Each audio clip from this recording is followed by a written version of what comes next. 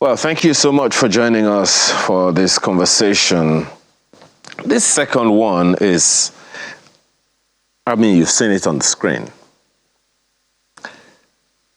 The federal government recently announced that anyone under 18 would not be allowed to take the NECO, as National Examinations Council, and the West African Examinations Council, WAEC exams. The minister said, well, the WAEC and NECO have been instructed to implement an existing policy requiring candidates to be at least 18 years old before they can take the West African School Certificate Examination and the Senior School Certificate Examination, respectively. He clarified that this age requirement was not new and that the JAMS UTME also maintains an 18-year age limit for candidates. He explained that the minimum age requirement for university admission in Nigeria must be 18 years and argued that during a meeting with JAM in July, it was agreed that students under 18 would be admitted, but starting next year. So JAM would strictly enforce the 18-year requirement from next year. Well, two people will join us to have this conversation this morning, but let's begin with Mr. Ani Basi-Eyo, who is CEO, Lani Group. He's co-founder, Axiom Learning Solutions. Thanks for joining us this morning, Mr. Basi-Eyo. Good morning, and thank you for having me on this last day of August. Interesting. So, what's your take on this position of government? I think, as the minister said, there is an existing policy, and I believe in that it is alluding to the 6334 education policy that was promulgated by the Jibril Aminu administration over probably 30 years ago.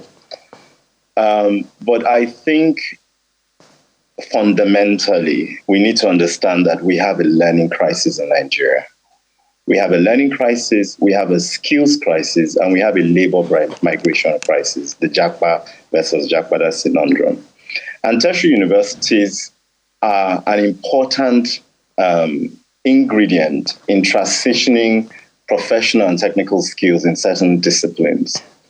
So much as we may have had a policy that may be in a role that has not been enforced over the years, perhaps, I think we need to really start by looking at where Nigeria is today. We have skills deficits in medical, in STEM areas, and we have the low per doctor ratios, per engineer ratios, compared to other countries of our size in the world. So we should be looking at not a policy that was set up several years ago, but we should be refreshing policies to where Nigeria is now and where Nigeria wants to position itself to be in 2030, 2050, and 2063. These are all development years of targets. So I think what should be happening now is we should be having a stakeholder consultation on different aspects of education, not enforcing things that will even further limit the number of skilled professionals we'll have in this country. But if I may, I want to really focus on one thing here. We're talking about JAM and NECO, which are assessment bodies, now enforcing this law. Is the question not about the students being 18 at the time they start the university degree? Or is it now about the students taking a test under the age of 18? I think we need to be quite clear. The arguments have been that, the arguments for this have been that we want children to be mature in a tertiary environment, which may hold or may not hold. So if that really is the reason they're there, I don't think we should be limiting students to take JAM and entry assessments before age 18. The question should be, when students start at university, they should be 18. And we see this at primary school level. We assess children from primary school before they are 4, before they go into reception of 5. We don't say they can't be assessed. What usually is the case, we say that when they start school, they must have attained the age of 5. So I think there's something faulty there that doesn't even hold water for the current conversation. But to take the conversation further, we need to be looking at what Nigeria needs, where are the skills deficits, and create alternate pathways. If we have gifted students who are under 18, please allow them to go to university, and maybe that will increase our quota for medicine or STEM. Thank you. Well, while all of that, sounds, awesome and everything, it's not unknown, just as you said, that this policy had existed for a while. But then, what exactly do you make of it? Because there are those who would remind you, Mr. Basieyo, that underage people were allowed, maybe for whatever reason, underage people voted, whether they were allowed or not. It's another issue altogether. So, where do you think that is coming from, really? Is it? I'm talking about the education. I'm not talking about the elections. Where do you think that issue of limiting the age of those who can get into university is coming from? Is it because they think that they're not old enough? Because, back in the day, capacity to enter school was measured through how long your hand was. You remember. But let me quickly bring in Antoinette Omosage, who was principal at the Christ Redeemer's College, Christ Hill, Shagamu, until recently. Thanks for joining us this morning. Let me take your first comment on, your perception of that position of government, which, from what we have heard, is just trying to enforce an existing policy. Thank you so very much for inviting me. Good morning. Like the former speaker said, the thing about education in this country is that we have policy we never implement. The policy of entry age into school in this country has existed forever. But has it ever been implemented? No. Parents in Nigeria have a tendency to believe that they know more than the schools or know more than the policy makers. And so you've got 4-year-olds coming to your school. Parents are telling you, because they've already done all this rote learning. My son is very brilliant. He can start in primary 1. He's 4 years old.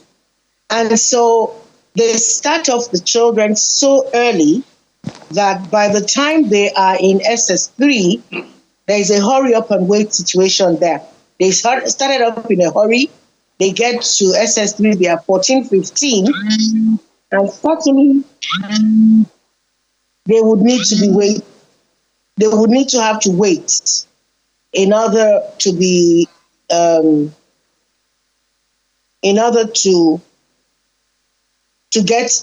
anywhere. Because at the age of 14, technically they can't go into the university. They should be able to get anywhere. But then again, surprisingly, the next thing you know, the child is up and telling you, I'm already at the university. I'm in year 1 at the age of maybe 16. So the problem is not that the policy is not there. The policy is there. There are lots of people waiting to implement this policy, but it's not being implemented. Is it that it is not implemented or is not implementable? Because, someone has referenced, when we were talking about this issue, someone said, look, how about special kids, children who have exceptional skills? For instance, I left secondary school when I was 16. So if I was going to go into university immediately, I would have gone to university immediately. And there are those who probably got out of university, secondary school younger than I was at the time. And it happens, even in your former school. So children who, they're exceptionally good educated. So what happens in that scenario? They sit at home until they're 18? Over the years, when I've had exceptional children, and I've had many of them, to God be the glory, I always advise parents, this child is already to go. Yes, this child is very good, but there are things you can do. And I always insist that they go and learn a skill. They go into some kind of a technical program where they learn a skill for the 2 years or so that it's going to take them to come of age. I've always insisted that parents should let their children turn 18 before they head for the university. More for the emotional stability that 18 brings on a child, on a teenager. And my recommendation to parents has always been, allow your child to spend a whole year at home. Let him go into some kind of technical training. A lot of them, most of my children in that category are quite, very brainy children who can do just about anything. And I tell their parents, let them do some technical work. I've been an advocate of technical education for a very long time myself over the years, except that Nigerian parents will tell you the sort of technical stuff they want. Everybody thinks that going directly into a university is what makes them academic. And that's not really what education is all about. Not today's education anyway. Children without any technical training are finding themselves at a disadvantage. So I would use those years, the years between when they leave secondary school at 16, 17, to get some kind of technical education into place. And then when they are ready, they should be able to enter the university. But the problem, again, like I said, we have to go back to training our parents to give them an understanding of why their children cannot go into the university or shouldn't go into the university at the age of 16. Asking the examining bodies and the JAM to be the ones to enforce something that the Ministry of Education hasn't tried to enforce from the base, I'm not sure how that's going to work. Because over the years, people sending children to school at the age of 4 from primary school, it makes no sense. And you see, when you have children who are brilliant, what you are expected to do for them is to enhance the curriculum so that they don't get bored in school, but they are being fulfilled. They are getting the enrichment that their brains need without moving them classes ahead. I can't believe that even in this day and age, in the 21st century, people are still doing what they call you're double promoting the child's environment, enriching the environment so the child can explore. Instead, you are physically moving the child into a room with older children, and then the child sits there and either gets bullied or something goes wrong emotionally. So the challenge for you, a brilliant child. Yes. The challenge for you is not whether or not the child is brilliant academically. The challenge for you is the emotional and psychological development, right? That is very key. That's very key. Because it's key to what happens to the adult. Okay. Even adult has already got his life messed up, to use a word which I'm not particularly happy about, emotionally because of something. I always tell parents, I say, look, what's the need for the hurry up and wait? Because it's a hurry up and wait situation. They're hurrying the children through secondary school and they get to SS3 and they are kind of like treading water because there's nowhere to go. Okay. Let me ask Mr. Basiayo. Well, Mr. Basiayo, I'm sure you have a response or two to some of the things that she has said. And I think the angle that she's coming from now of parents, training parents about their children, I find that interesting. Okay, thank you very much. I think we need to be very circumspect. And I say that carefully. 6334, which is the policy sort of that it's sitting on at this point, was a policy created over 30 years ago. The world has completely moved on. So I hear some of the things that have been said by the other speaker and out in the environment. We need to first of all realize, why are we educating Nigerian children? We're not just educating Nigerian children because they're going to school. There is a goal in Nigeria for 2030, in Nigeria where there's equality, in Nigeria where children are politically engaged, in Nigeria where we have the skills on ground to do, whether it's automotive engineering, whether it's medicine, etc. So we need to understand, first of all, the visioning, the leadership, the education leadership. And I think that's the bigger problem here. If I may allude to the UK, after the Second World War, there were problems. There was a shortage of skills. And they created several intervention pathways because they realized that they needed to ramp up skills into the labor market quite quickly. Same thing in Germany and most of Europe. So why are we here in 2024 in a country where we don't have sufficient skills, where there's such an inflection between basic education and tertiary education? Why would you want to hold children who have attained the required educational prerequisites to go into tertiary education? Yes, there may have been a policy, there may be an existing policy, but policies are not dead. Policies are supposed to be dynamic. They're supposed to reflect the needs of the environment. As we're talking today, I heard what Madam said, but the reality of Madam is private school and urban. When you go across the country, right across the 6 geopolitical zones, you'll find that many children are not even in school. They are carrying out labor for their parents. They're on farms. So if these children can be at farm at 16, 14, we're now suddenly saying that they cannot transition. What data are we inferring as 18 as being the cutoff age? Is it data based on African emotional stability, an African child? Or are we again copying from what we've seen in Europe because the Ivy League schools in the US and the UK accept at 18?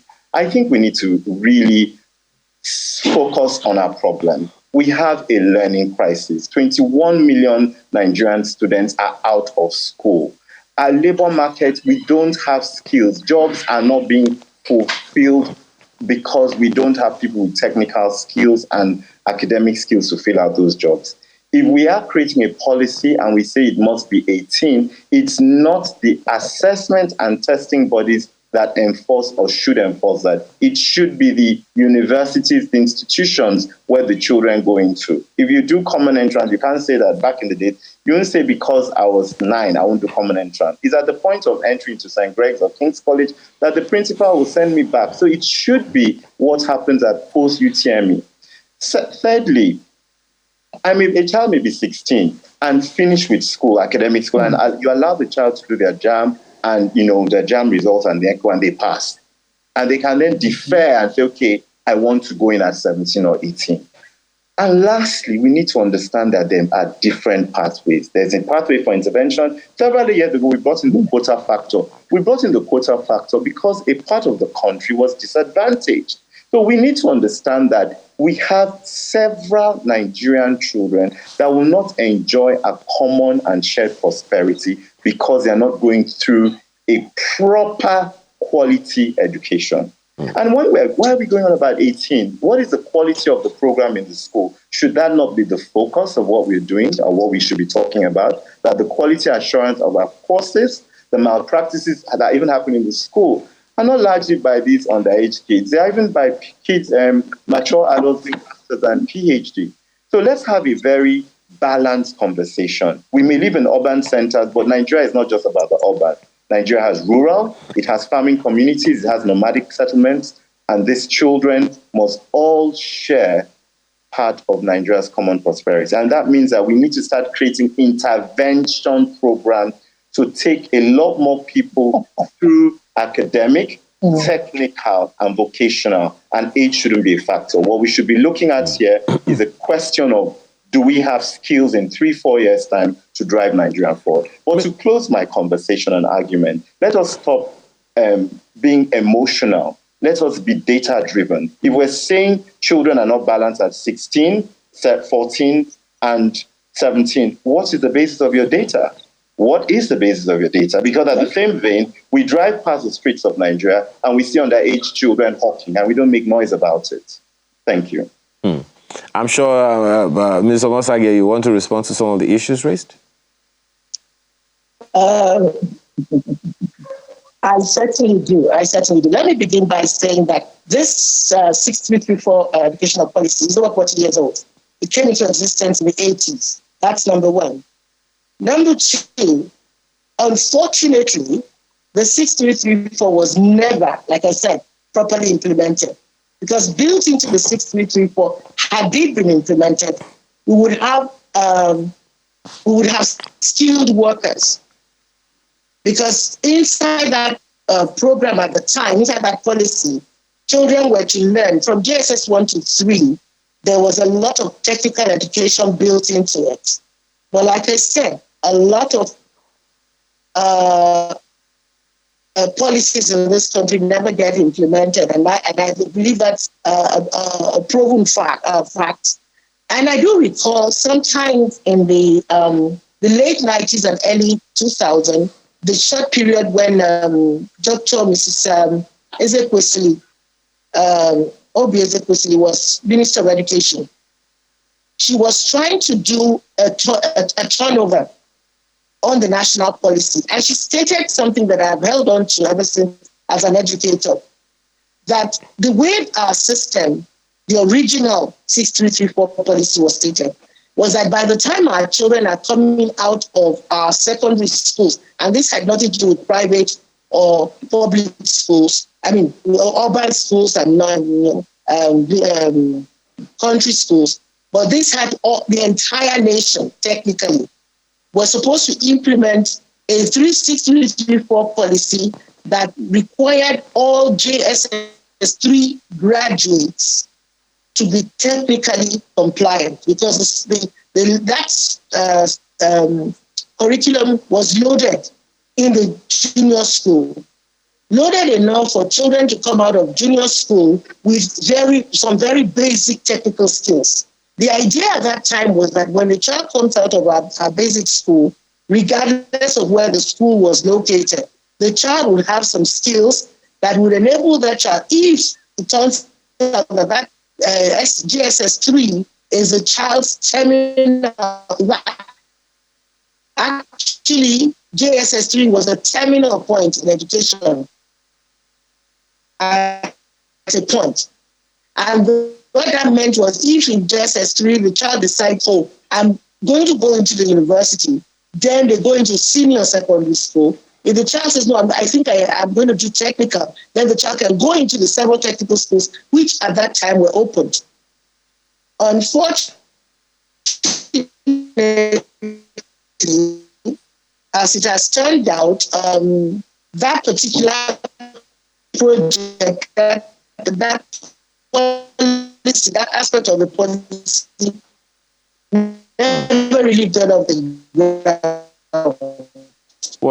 Because a lot of people had something against being technical people at JSS 3 and can decide to. I don't know if I'm getting across. But so, talking about having data right sitting right here in my head, but I know that there's data to be had about this. And Dr. Ezekwesili's presentation at that time, I'm sure it's on record in the Ministry of Education. The point I'm making is this. Technical education has been available in this country. The problem has been people not wanting it. And I recall a few years back that saying that the junior school curriculum was overload of education and education. The Ministry of Education went ahead and downsized as it were. The entire well, Mr. Mosagi, I think a lot of things that you've said we heard, but it seems like the network is being a little funny. While we sort that, and hopefully that when we come back to you, we'll be clean. Mr. Baziayo, you want to respond to this comment from Dr. Abdulatif Hussein, who sent in a mail. He says, with all due respect, government is failing in education in Nigeria. Private schools have taken over their main responsibilities. Public schools are no longer what they used to be. To date, public schools do not tolerate underage, but the private schools do. Most parents are now jumping primary 6, while some private schools, all in the name of money, accommodate all sorts of awful irregularities to make extra money. Most parents have turned geniuses to strugglers in schools due to wrong age in classes. It's a welcome idea, but it should be at the university level. How do you respond to Dr. Hussein? Thank you for that point. I think there's some public schools that are doing well, but largely we have an education crisis in the country. And I think what we've been doing here is playing lip service. What we've been doing for many years is continuing to play lip service rather than address the criticality of the matter. Remember, I started my conversation about visioning and leadership. It all stems from, why are we educating Nigerian kids? What are we educating them for? And how do we educate them? If we just keep tinkering with a policy, we've heard the other speakers talk about Jibril Aminu's policy. It's 40 years old. I was the first set of JS1 in 1988. I ask you a question. In 1988, was coding a big thing in the world? Was artificial intelligence around? Did we have keyhole surgery? Did we have laser surgery? So the curriculum needs to change. It needs to be reflective of where science is it a problem? This issue, but I apologize for butting in, Mr. Bassey, Yes. but the issue on the burner now, is it of the problem of curriculum or even the age? There's something that she said. I'm sure you're aware that the Federal Ministry of Education is already reviewing the curricula. We heard that quite a number of times. And I'm hoping it's for all classes of levels of our education. But something Madam said earlier, and I've always argued this in my own private thinking, that when we talk about education, most of the time we limit our education to academics.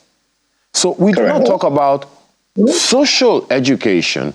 We do not talk about moral education. We don't even talk about emotional intelligence with these kids. And I think that's the argument that she's making, without making any case for her. What's your take on that? Because you find some very smart kids, really smart, academically smart kids. But then you find that these are the ones, someone sent another email. I'll respond to that. Someone said that, these are the extremely smart ones. They are the ones that you find in cults and all of those things. Yeah. So I just want to really hit on one or two things. The point I need us to understand is that everything comes from leadership and visioning. I keep emphasizing that, because what we see in Nigeria is that we have successive ministers, successive commissioners of education coming, and very few actually reform education. We're still talking about 6334, which is 40 years ago, and that was what I was trying to allude to, that did we have coding 40 years ago? Did we have where the world has actually moved to in terms of technology?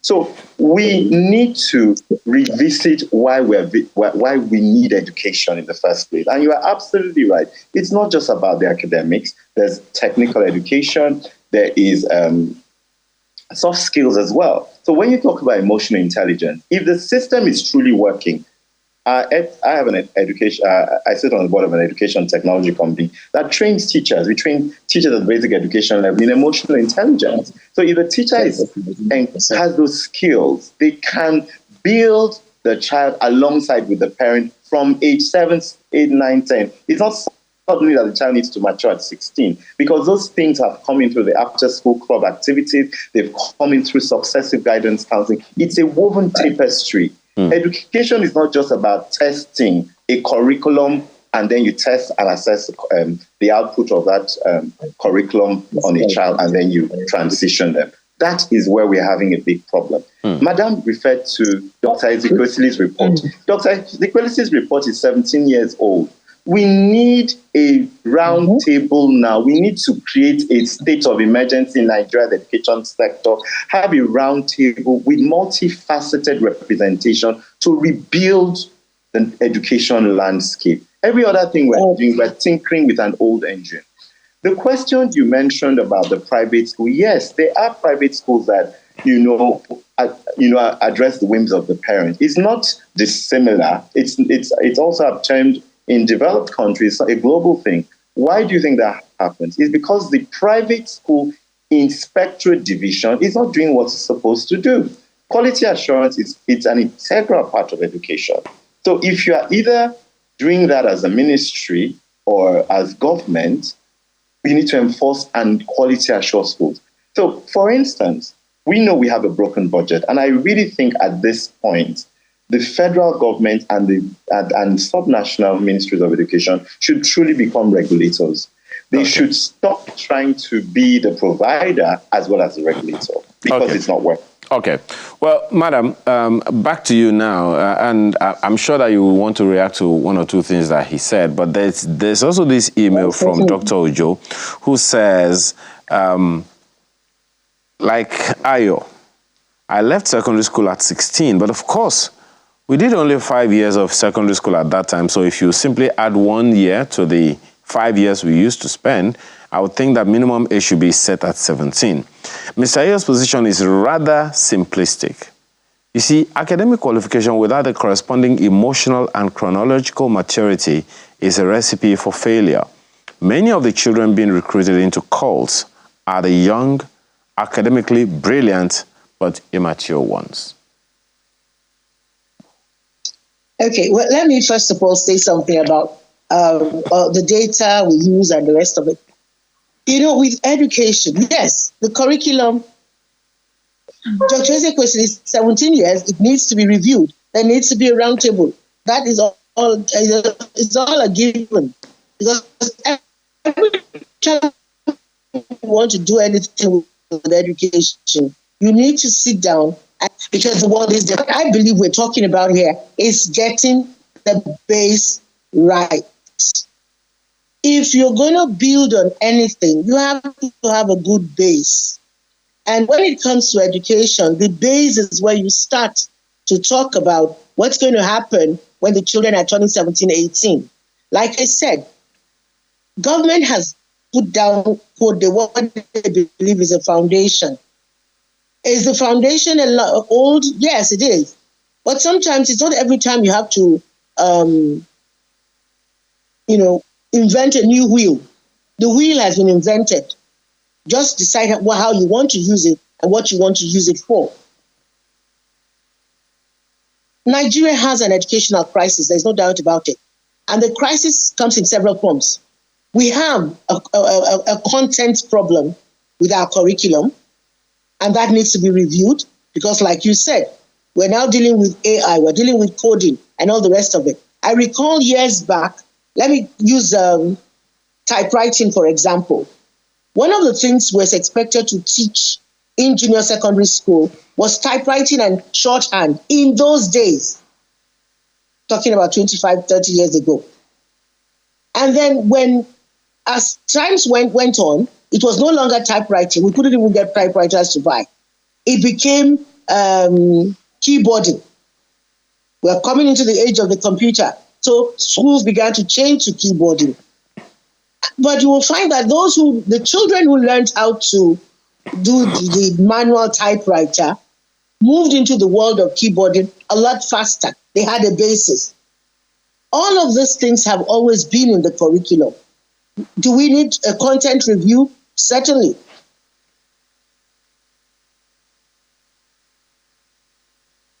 Age, and I'm talking about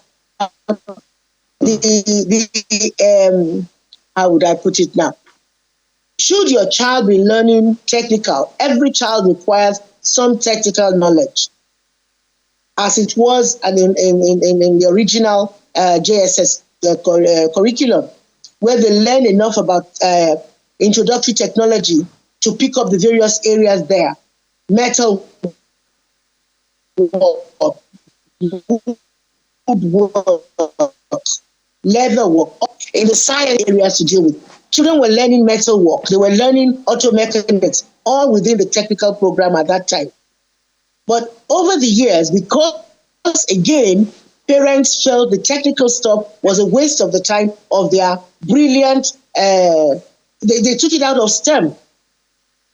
And they made the children focus on just math, physics, chemistry, biology, as though those were technical. But if you go back and check, wherever the technical education was insisted on and it was carried out, a lot of those students today, most of them, went into the technical areas of education, even in their tertiary education. But even at that, I remember I used to tell students, go to a technical school, because sometimes you do a lot more hands-on projects there than you would be in, quote, an academic university. So there are so many things that need to be clarified. Yeah, we can go ahead and say these very rosy things. There is a lot wrong with our educational system. There is no doubt about that. But if we're going to spend a whole day talking about that, we're not going to be able to move forward. I have said, in this issue of age, this issue of what age children go into the secondary school, I believe the older the better. But I would like to deal with the bottom part of it. So children shouldn't be pushed into school and run through the primary school system into the secondary school system to rush them into the university. None of those things are educational. We need to take these things bearing in mind that every misstep in education comes out as a problem later on in the life of the child and the children and then the nation.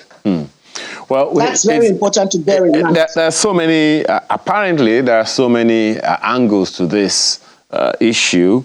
Many people just heard the Minister of Education's position without knowing that there is such a backstory to it that dates back into the 80s, and that it should also go forward into another 40, 50 years from now. You both have been very, very helpful in giving Nigerians a little more understanding of what the issues are. Thank you so much for your time this morning. Just before we sign this off, I have a number of messages that's coming. Someone, I think it's Shegun Alasan, says, where the government should start from is employment law. Currently, many organizations have age limits for entry level. Can government address age limit in recruitment? Secondly, are the government agencies looking at strike actions and other delays that can make these children come out at ages without employment? Thirdly, parents that have spent huge parts of their take home in private schools waiting for these kids to come out quickly for them to have rest. Is the government also looking at working on public schools? These are what the minister should address, and the age limit will automatically readjust. This other one, please pick any of them that you are interested in. You have a minute each to respond to them. This one is from Mr. Adegoke. He says, on the subject matter, I wish to know if this policy, as it affects WAEC, is applicable to other West African countries who sit for WAEC too. Well, I don't think our minister is minister for the West Africa, but hey, you may want to respond to that one. Well, someone is reiterating the issue of incessant strikes and that affects tertiary institutions. This is also, this one is from Ms. McPatrick, who says, I try to understand what the government is trying to do. I almost want to share in their sentiments. However, I prefer the Minister of Education, who is championing this policy, to tell the government to first of all enforce underage marriage and underage voters that are very notorious and common in the North. You know, some of all these things are there. I don't know, which of these would you like to respond to? They say ladies first, so madam, which of these responses would you like to comment on before we go? Goodness, there's so many things that they have said. Well, talking about the children, the strikes and the incessant strikes and all of that. I think one thing we need to understand is that, can we talk about just our basic educational policies first? Because if we are able to set our educational policies straight and get the children into school when they should, and do all that we have talked about, enrich our programs with technical content, enrich our program with STEM content, enrich our program for the 21st century, we will be making a headway. When it comes to the issue of children coming out of school and not getting jobs, I have always told my students over the years, I said, I don't want you to become an employee. I want you to be an employer. And that's why I'm teaching you a skill. And I will tell them the skills you are learning is not just for you to say, oh, I can do this. It's for you to turn them into money makers for yourself. And I thank God that I've had quite a few of them who, for example, did garment making while in secondary school, came out of secondary school, continued to learn, went out and really learned how to do the garment making, and today they run a garment factory. And they ended up setting up a videography business and turned it into an event thing, and now they are quite big on what they're doing. The point is, we need to reset our mindset about everything. Education is not just for you to learn to read and write. It's a lot more. Absolutely. And Thank I'm you so hoping much. that when we talk about education, we go back to the basics. Okay. Thank you very much. Thank you so much. Okay. Mr. Basiayo? So I think I'll focus on the labor aspect and the first question that came in. I think it's a very smart and intelligent question. And one thing I've sat in quite a lot of committees at high levels in the education sector. I find that there's a disconnect between education and labor. So we need to bring that connection back together, whether it's age issues, whether it's also understanding what the labor market needs and bring it not just back to tertiary education, but back to even basic education. We don't need to start teaching entrepreneurship in university. It's something that should even start right through from primary school. What the other speaker alluded to was very good, that she'd encourage to train people to be an employer of labor. I'm an entrepreneur, and I'll tell you that not every human being will be an entrepreneur. That's a narrative that we need to change, because if everybody is truly an employer of labor, I wonder who will be the government, the PEMSECs, and the civil servants for tomorrow. So we need to clearly have distinct pathways in the labor market and align that to education, training people that will be entrepreneurs, people that will have employability skills. And lastly, if I may close on this, is that coming back to this age limit thing, it's not something for the assessment bodies. It's not a JAM thing, it's not a NECO thing. It should be something about the institution. And even in that policy, we should create intervention pathways for the gifted and for maybe labor shortage. The policy should not be rigid, it must be flexible. Well, I guess we'll allow the minister to speak to that, because the issues that you have raised, both of you, this morning have been quite huge. By the way, someone is asking, someone sent a mail earlier that, look, if it's the minister that is talking and it is WAEC, can I go and take my exam in WAEC at age 15? Don't even respond to that one. Thank you so much for the issues you've raised this morning. Annie Basiayo, thank you so much. He's CEO of Lani Group. And we've also had Antoinette Omosage, who is an educationist. We appreciate your time this morning with us. Thank you very much. All right. So we take another break. When we return, we're talking about extra large, etc. We'll be back.